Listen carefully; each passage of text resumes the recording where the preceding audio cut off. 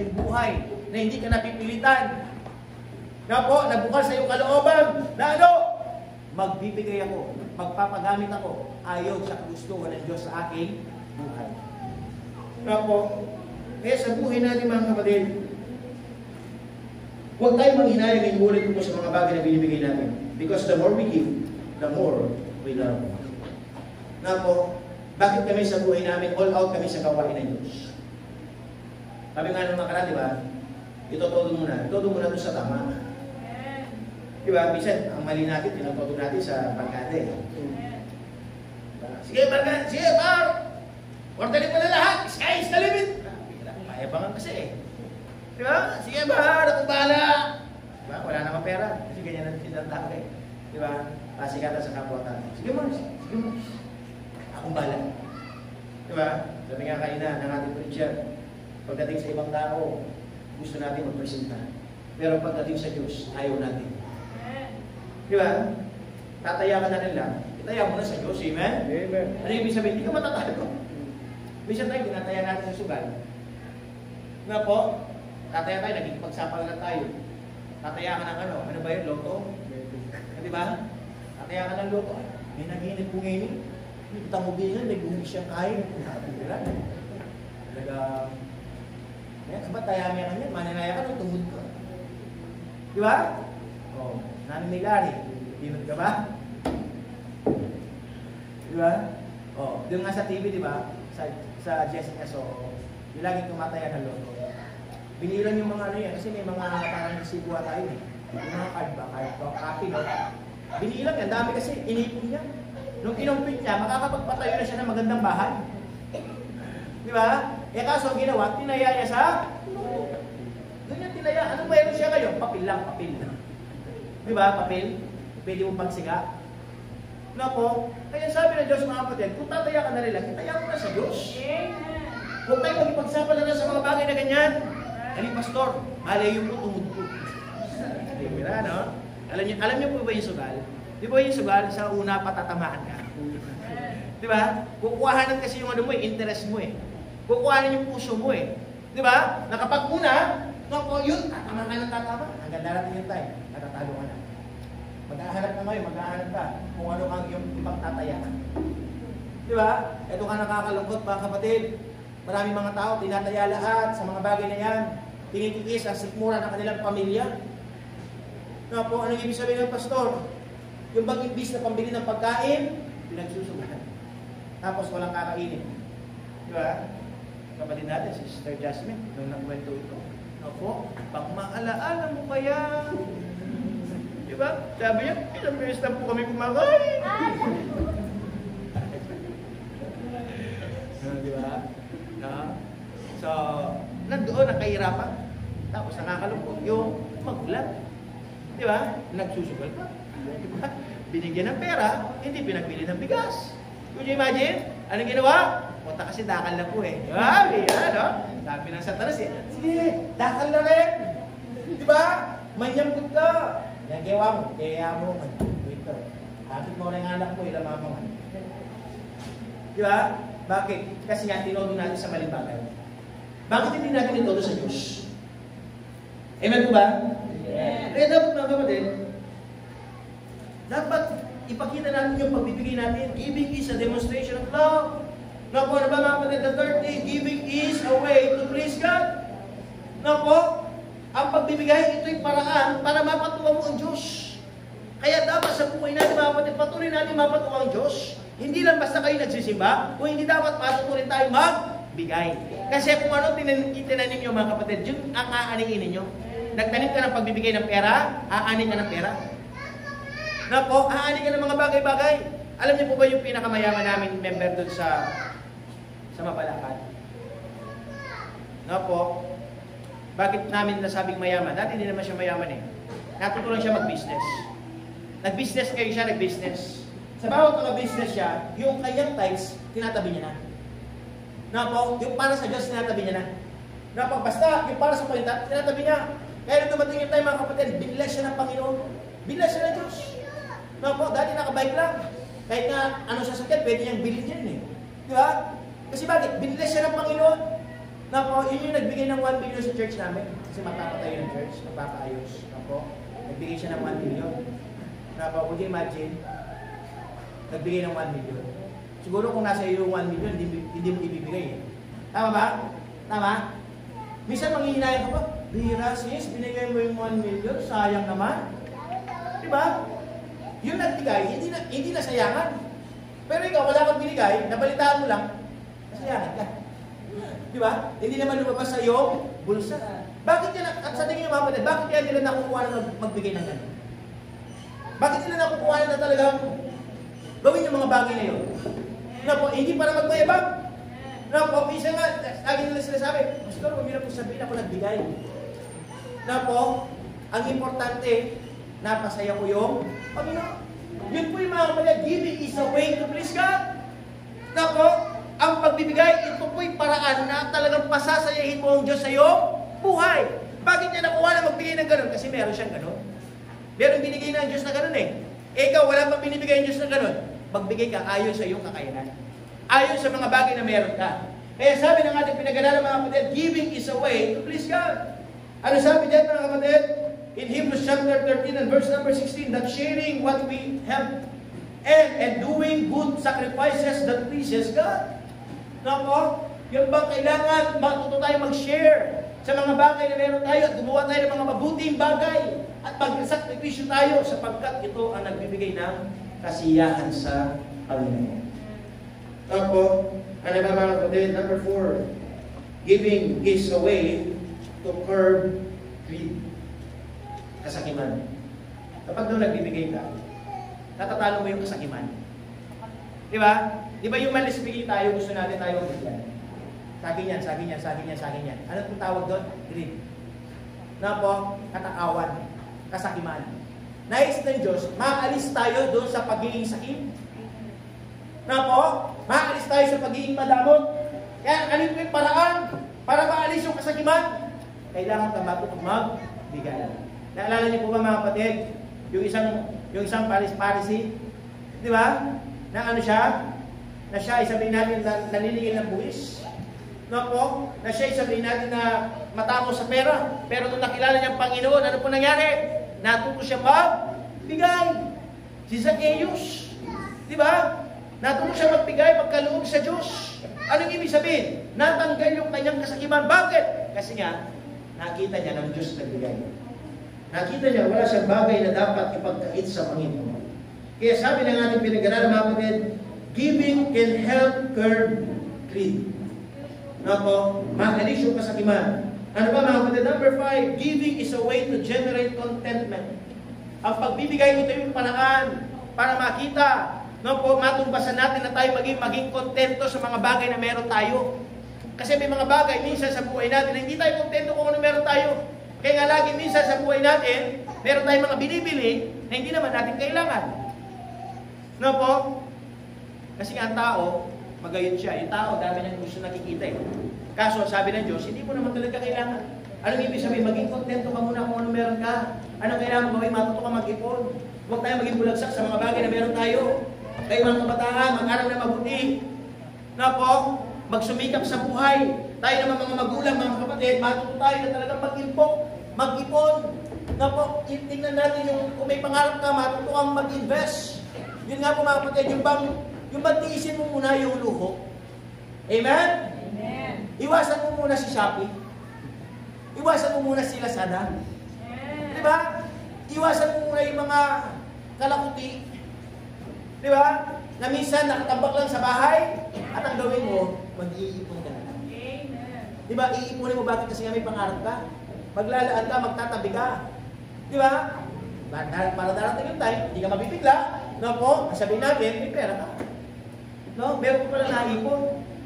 No? Yung iba sabi nila, Pastor, ako bisang manik. Kasi wala mo, panipunan mo yung kamatayan mo. Di ba? Hindi po yan mga kapatid, hindi totoo yun. No po? Kailangan matuto tayo maging mag-ipon. Lalo-lalo na po sa Panginoon, mga kapatid. No po? Mag-ipon tayo para sa Diyos. Kasi nga, ang nais ng Panginoon, makita na ikaw ay maging kontento kung ano meron ka. Alam niyo po ba kung pag nakikita ng Diyos na naging kontento ka kung ano meron ka, hindi ka nagigit sa iba, ang Diyos magbibigay pa sa iyo. Ang Diyos, ibibless ka pa niya. Bakit? Kasi nakikita kontento ka eh. Nakikita hindi ka nag-aapura. Nakikita ka hindi ka gahaman. Nakikita ka, satisfy ka kung ano meron ka. Kaya sabi ng Diyos, sige, saan pa kitang bibigyan? Pagkakatiwala, bakit? Kasi kontento ka kung ano meron ka eh. Di ba? Kaya sabi ng Diyos, mga kapatid, sa buhay natin, giving is a way to generate contentment. Ano pa mga kapatid? No po? Giving is a way to express gratitude. Ito nga po lagi natin sinasabi. Ang pagbibigay, ito po ay pag-express ng pasasalamat.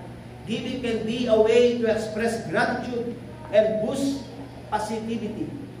No po, kapag daw ikaw ay nagbibigay, no po, ikaw ay napapakita ng pasasalamat at binuboost po yung pagiging positibo sa buhay.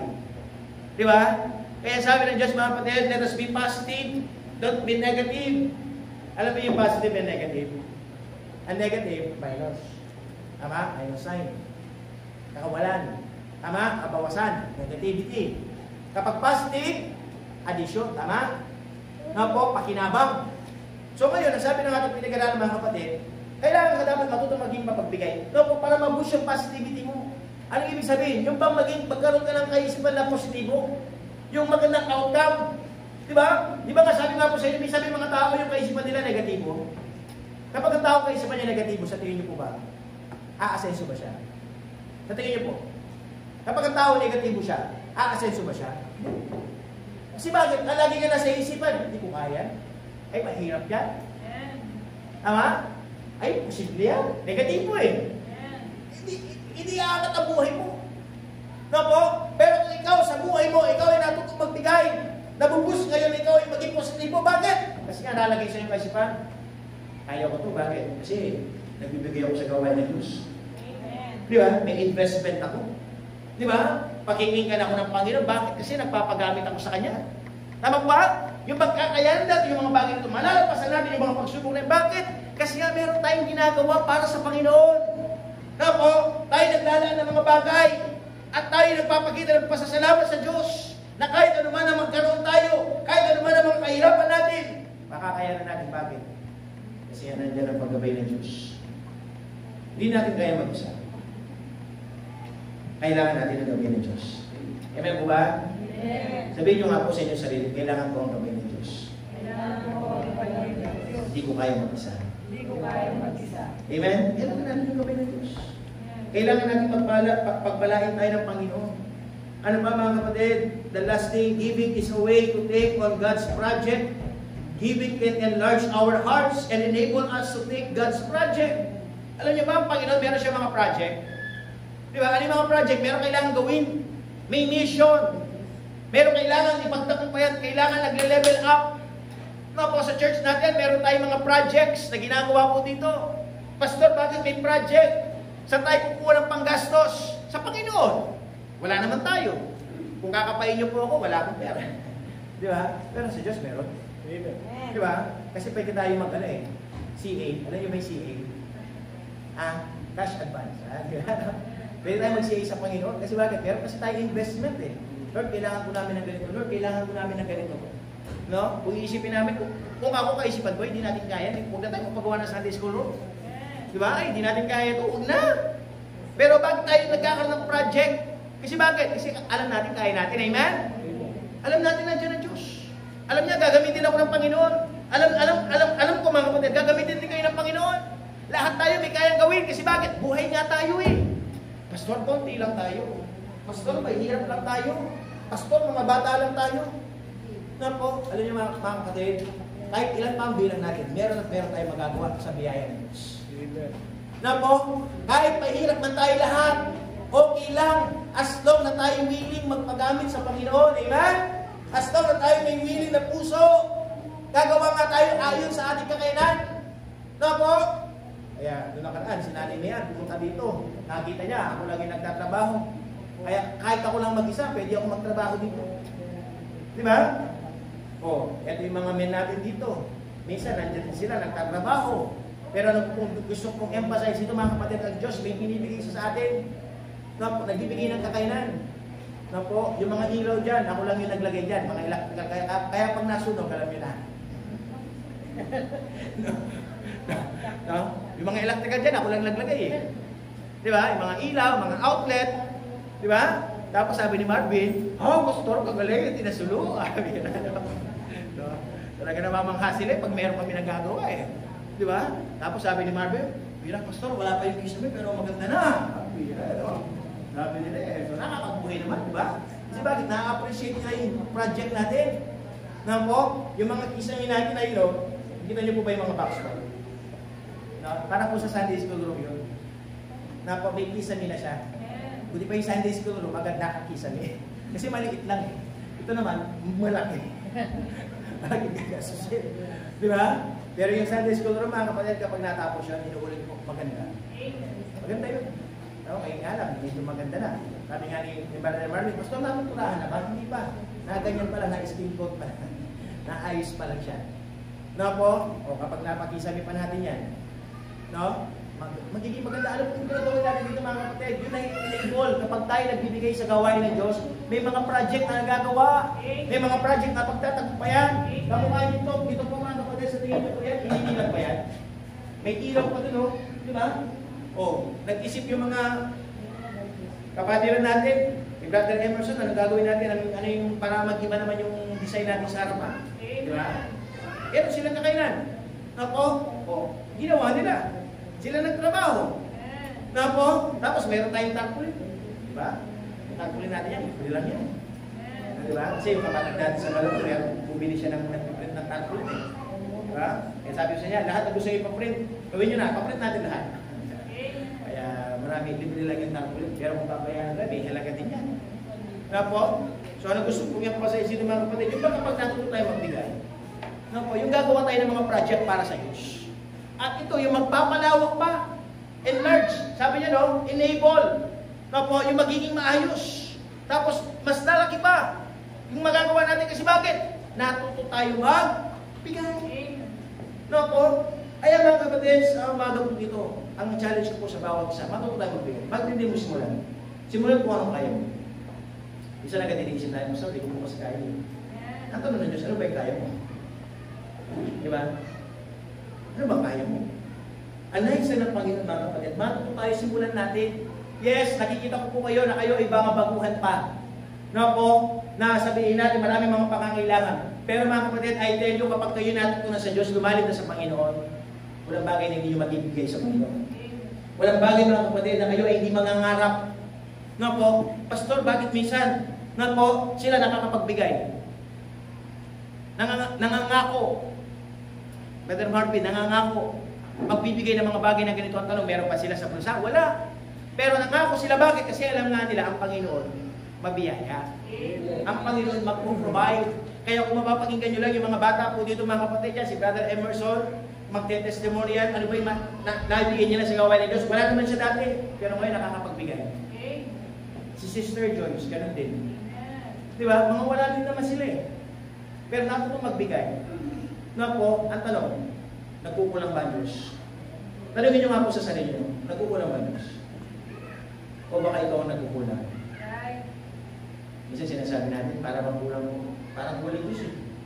Tanong na Diyos, ako ba nagkulang o ikaw? Sabi ng Panginoon, ako nag-provide. Bigay na ako. Kaso, ang sabi ng Diyos, nagbigay ako, hindi ka naging mabuting katiwala. Hindi mo pinalit kung ano yung para sa ako. Kaya sa tingin nyo, bibigyan pa kita sa ulit? Sa pagkakatiwalaan pa kita ulit? Hindi na. Kaya sabi ng Diyos, sino nagkulang? Ikaw. Kaya nga sa taon po ito mga kapatid, simulan natin na magbigay tayo ng tama. Simulan na natin na magbigay tayo sa Diyos. Simulan na natin mga kapatid na tayo mangarap sa Panginoon. Lumago ang ating pananampalataya. And I tell you mga kapatid, kapag nasimulan nyo po, makikita nyo yung biyaya ng Diyos. Hindi ko sinasabi ito para mulahin kayo. Ang gusto ko po pagpalain din kayo ng Panginoon. Sa buhay namin, bakit may mga pinapadaan na mga ganyan, mga bigas, mga blessing. Kasi bakit? Kasi tayo po inatutong magbigay sa Diyos. Dapat ganun din po tayo. Huwag tayo maging ganyan sa Panginoon. As long na tayo naging ganyan, maraming natatapon. Bakit hindi mo kailangan gumanyan ka? Diba? Hindi ibig sabihin bukas palad. Ano ibig sabihin? Ready to go na magbigay. Magkaloob kung ano meron ka. Inuulit ko mga kapatid. Hindi palakihan. Hindi payabangan. Magbigay ka ayon sa binigay ng Diyos sa iyo. Hindi naghahanap ng Diyos nang wala ka. Nag-expect ang Diyos kung ano ang meron ka. Kaya sa oras na ito, ang tanong ng Diyos, meron ka bang pananampalataya? Meron ka bang pagtitiwala? Meron ka bang natututunan sa ating mga salita? Bakit hindi mo iakbang ang iyong pananampalataya? Kaya sa umaga pong ito, and I believe na challenge kayo sa salita ng Diyos, giving. Sabi po ng ating pinaka-givers, na po every man, according as he purposes in his heart, so let him do, not grudging or of necessity, for God loveth a cheerful giver. Ang sino man, na tao na hinayo niya sa kanyang puso, yung biro sa Diyos, na po, na magbigay ka, huwag kang magbigay dahil may kailangan. Sabi niya, no? So let him give that grudgingly or of necessity. Hindi napipilitan, grudgingly, or necessity. Hindi dahil kinakailangan lang. Magbigay ka bakit? Kasi masaya kang magbigay. Sabi niya sa pinakauli, for God loveth a cheerful giver. Are you happy when you give? Amen. Kasi bakit kung nagbibigay? Amen. Kasi bakit? Nagiging dalawa ka ng pagpapala. Tama po ba? Yun ang sikreto. Ako, patuloy lang. Tanggap lang tayong tanggap. At dapat ibigay natin kung ano para sa Panginoon. Wala kang i-expect na tatanggapin kung wala kang binigay sa Diyos. Kaya kailangan gawin, ang sikreto po, pagbibigyan. Kaya sa umaga po dito, that's the challenge this morning, at nawa, ipanalangin po natin na gagamitin tayo ng Diyos. Tayo lahat ito malibu sa salamis. Okay po, just bow your head, close your eyes. Alam ko po yung kalagayan niyo sa inyong buhay. Mahirap, minsan meron, minsan wala. Maraming mga pangangailangan. Pero tanong ng Diyos sa oras na ito, ayaw mo ba ng buhay mo ipagpalagi? Ayaw mo ba na yung buhay mo iangat ng Diyos? May sikreto po ang Panginoon. Ang nais mo ng Panginoon, matutuwa mo na magbigay. Matutuwa kang magtiwala. Matutuwa kang magkaloob. Matutuwa kang magtanim. Matutuwa kang mag-invest. Nasabi ng Diyos, yung first action nasa iyo. Nasa atin po tayo pagpapalain ng Diyos. Nasa atin po tayo pagkakatiwalaan ng Panginoon.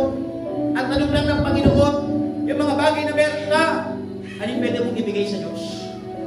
Anong pwede mong ipagkatiwala sa Panginoon? Anong pwede mong ilaan sa Panginoon? Kaya sabi ng Diyos, nag-aanap ang Diyos ng willingness, pusang loob sa puso na nanggagaling sa puso, pusang loob na nagmumula sa kaisipan, na walang pagdududa. Bakit? Kasi ang salita ng Diyos ay totoo. Ang salita ng Diyos ay makapangyarihan. Kaya sa mga po ito, nadalangin ko po sa buhay ko ng bawat sa mga nanay, especially yakbang natin ang ating pananampalataya. Yes, nakikita ng Diyos ang iyong mga pangangailangan. Nakikita ng Diyos ang iyong kakulangan. Pero tanong ng Diyos sa oras ito, pwede ba ako naman ang tignan mo? Sabi ng Diyos, pwede ba tignan mo naman ang aking salita? Sabi ng Panginoon, pwede ba magtiwala ka naman ngayon sa ating buhay? This year, 2025, ang panalangin ko po bilang lingkod ng Diyos, tayo po'y patuloy na magsumikap na umangat, magsumikap na umayos, magsumikap na mag-improve. Mangyayari lamang po yan mga kapatid kung tayo po sa buhay po natin, matututo tayo maging mapagbigay. Kaya sa oras ito, bago hindi mo ilapit yung sarili. Ilapit mo. Gusto mong pagkatiwalaan ka ng Diyos, ilapit mo yung sarili.